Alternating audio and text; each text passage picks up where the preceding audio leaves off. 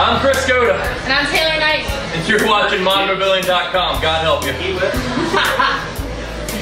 Shots! Awesome. Shots! Shots! Shots! More than Alabama shake.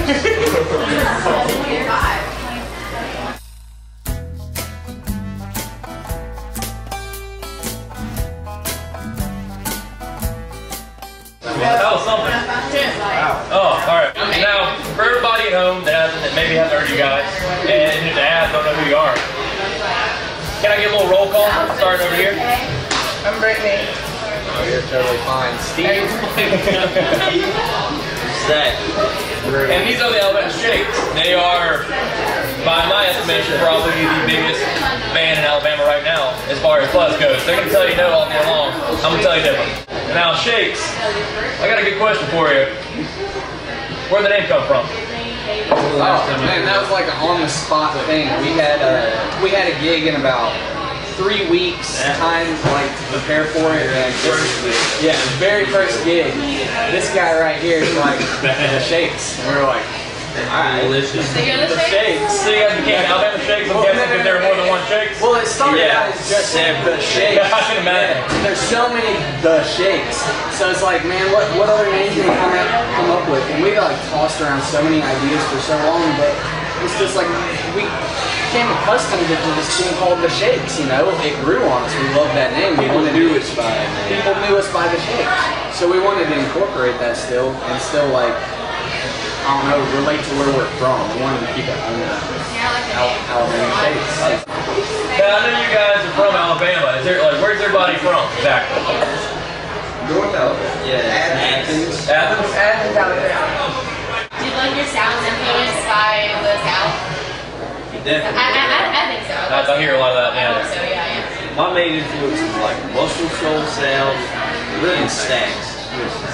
That's like way up there for me. I think It's all close to home.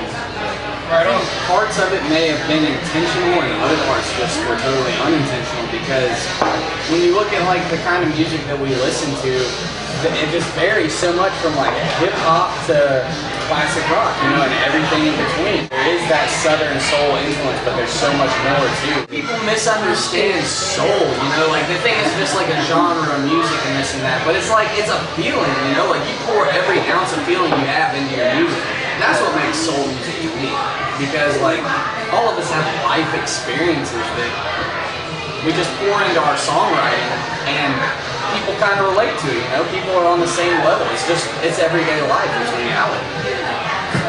Do you all that to write me songs? Or is it like Is there a main songwriter? Yeah. Yeah. I think It's kind of a group effort. Really? That's awesome. That really is cool. A lot of bands, you know, you hear about, like, you know, they you know, for some reason I just want to smash a pumpkin, but you know, like, there's one main songwriter of a band. Right. And that's actually kind of cool. You guys all really seriously collaborate. I feel like that's missing a lot nowadays. We all seriously try, anyways. I would say that. And you guys have been gathering a lot of buzz, and I mean, like you guys were one of the top 30 acts at CMJ, according to Spin magazine.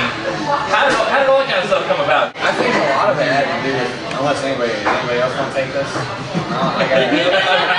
Aquarium Joker had a big part of it. Aquarium Junker did have a big. A lot of it has to do with blogging. Like this guy asked us yesterday how we network, you know?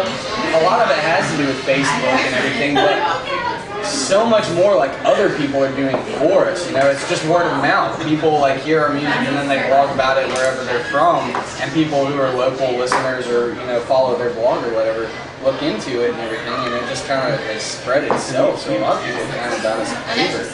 Really. That's awesome though. It's old school. It is. It was all really a snowball effect. Somebody saw us play, they passed it on to someone, who passed it on to other people, and it just went like a, you know. And that's kind of what happened in the past couple months. It's been very exciting, very surprising at the same time.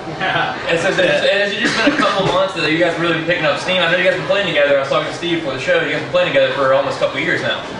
Like, I mean, has it just been really recently you guys started picking up all this, like, you know, press steam or media steam, whatever it's called? Totally, and it's not something we sought after. It's just doing our thing. We were just playing. We didn't expect much from it. Yeah, people were taking it well. Didn't expect people to take it seriously at all. You're strong, obviously, but you're not like, you know, like trying too hard. You're not trying to force it You're just like, you're just doing it. Yeah. It's worse. And not everybody's gonna get it. And that's actually completely fine with me.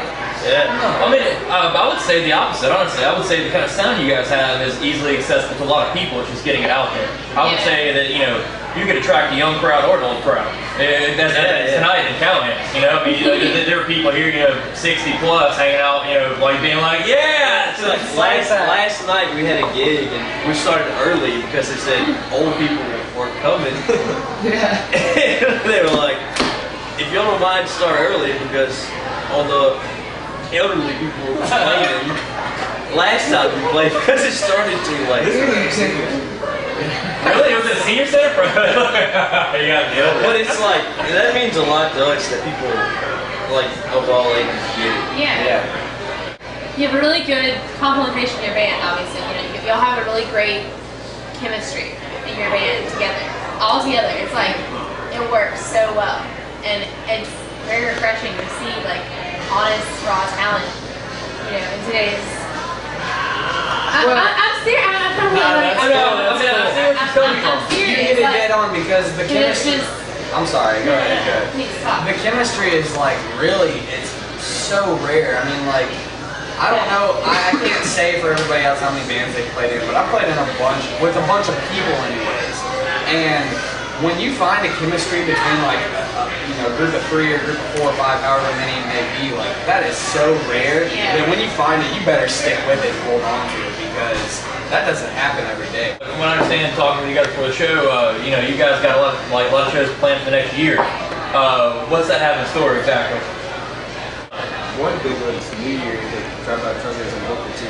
Yeah, Booker T. Washington, That's D.C. huge. That's huge. In DC, I know it's in DC. Damn, that's cool. Booker T, that's way up there. Booker T, that's one classy dude too. I don't think you'll find another person that's as classy and as tasteful as that guy. And as sweet too. You know, like it's rare that you find genuine people in the music industry too that are like true to what they do and humble to their beginnings and to their ends, like and everything in between the people that they work with, you know, because there's a bunch of musicians. We got to meet with him last week, and he was like even more than I expected. It was great. I've got a lot of respect for Booker T and the Truckers, all of them. Like, where do you guys come from music-wise? I mean, I'm assuming that probably you guys didn't all come from like in the same bands. Like, what made you want to play music? And I guess we'll go around with that. Like Stacks, Most Control Sound. Was there some certain bands, like a certain album maybe? Or anything? Not particularly, no. Like, all the studio players, I've studied up on them like as much as I can. That's like my main influences. It's like, all like 60s, 70s session players, for sure. Right on. What about you? What made me start wanting to play music was AC/DC, I think. I like to hear that. Because like some bands you talk to and they'll say, man, Prince, Purple Rain, you know, like they'll name the album or the song that said, you know, I gotta play music. I seriously think it was because I know that I wore AC/DC Metallica shirts. I bought on a cassette tape, Back in Black, and Justice for All. Nice. And I mean, I like both. I always stuck with AC/DC, and I met a buddy. You know, I had a buddy, Corey, one of my best friends. Great dude. We were kids, you know, so we had a mutual love. We would draw little cartoon things. So that's what helped me, you know, having a buddy. I didn't even know that. We're learning things about everybody Y'all tonight. been friends forever. Y'all been like friends for a long time. Yeah, how long have you guys known each other? It seems that way, like It's been a good while. I've known Zach for about 5 years now. 5 years. Like me and one of his good friends, I was friends with his little brother, and we kind of grew up together. And I always knew of Heath, but never thought I'd play music with him. I mean, that's He's in our high school as a You gotta good guy. understand, they're, as opposed, like, where they're like 8th, 9th grade, he might be like a senior. So there's like a kind of decent gap there, you know, like when you think in terms of being in high school, like freshmen and seniors don't exactly y'all like all from the mingle same town, much. though, right? We're from the same town, yeah. I went to a different school, but they all. Heath was in the best band in our school. Yeah? Best band? What? What were they called? They were called Tuco's Pistol. And they played a lot of Bowie. You too. They played a lot of T-Rex. You see that shit. Played a lot of good shit. Love some T-Rex. Love some Bowie. Play the hell out of some T-Rex. I would sneak out of my house and I would go watch them play. And I used to dream like, I can't wait till I find a guitar player like that guitar player. And then it just like happened that he called us. And now I get to play with him. It's real special. How do you guys do back home? Like, I mean, like, how would you gauge, I mean, even Alabama, as opposed to some of the places you guys go and play, as far as, like, you know, support? Oh, man, I think we probably do better outside of our hometown than we do there. A lot of fans tell me that. It was like the first town that was like really good to us. We made a lot of friends there, and Muscle Shoals too. A lot of great bands there. But in the state, it's pretty popular still. Like, Yeah. I figured it would be. I was like, we were packed out tonight here. Yeah, tonight was great. Yeah. You guys pulled damn well. It was rare. I wasn't, you know, I didn't know what to expect for a Sunday night, but I'm thinking Sunday, you know, people got work tomorrow, school, whatever it may be. I wasn't expecting a crowd like we got tonight. You guys definitely played the best venue in town for a Sunday night. It was awesome. Callaghan Sunday does better probably anywhere than on Sunday. You know? Now, how was CMJ for you guys? I know you guys went and played CMJ, big music festival in New York. How did that go? I mean, like, how was the reception? CMJ was like this. That's what it was like. We got a roll tide in New York. You got a roll tide in New York? That's awesome. That's just weird. Like, Yeah. We did get a real tide, didn't we? Yeah. You guys are Alabama fans? Can't speak for everyone. can't speak for everybody, but roll tide roll. Game last night. I am more so now that I'm... No War Eagles in this band. No War Eagles. Why does Alabama need an Auburn when there's an Alabama? As far as Alabama goes, you guys being the foremost, you know, buzz band in Alabama at this point, what are the best bands in Alabama you guys have heard? Banditos, Doc Daly and Magnolia Devil, El Cantador for tonight. Planet Inc. Those are my top three, without a doubt. I think Vaccines, Lee Baines and Glory Fire. Lee Baines are very good, yes. Yeah, they're great. Shovels and rope. Hey, Shovels and rope. How do you guys feel about the music scene in Alabama as a whole? Because, like, in my opinion, there's a handful of just really, really fucking good bands. Yeah. But Alabama as a state seems to be ruled by cover bands. Or football.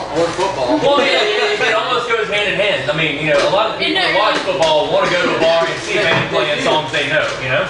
I think a lot of it has, I mean, there's so many good bands out there, and whether they be from Alabama or somewhere else, like people just that are from a town that, you know, that's your town, you represent it, whether you're from there or not, you need to get out and support what's local, because that's only going to boost the economy wherever you're from, whether it be music or people that like farm or whatever, you know? The big hard question. Some hard shit. If you could be Arnold Schwarzenegger in any movie, who would you be? Last action. Hold on.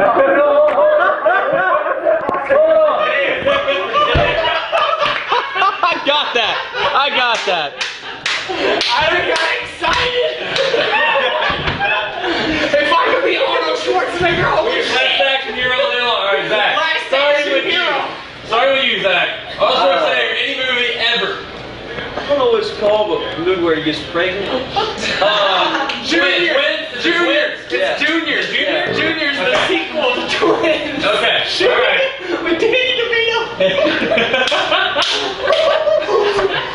That is a good role. You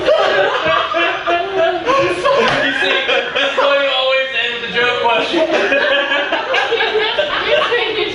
Kindergarten Cop. Kindergarten Cop? I've never heard that one before, alright.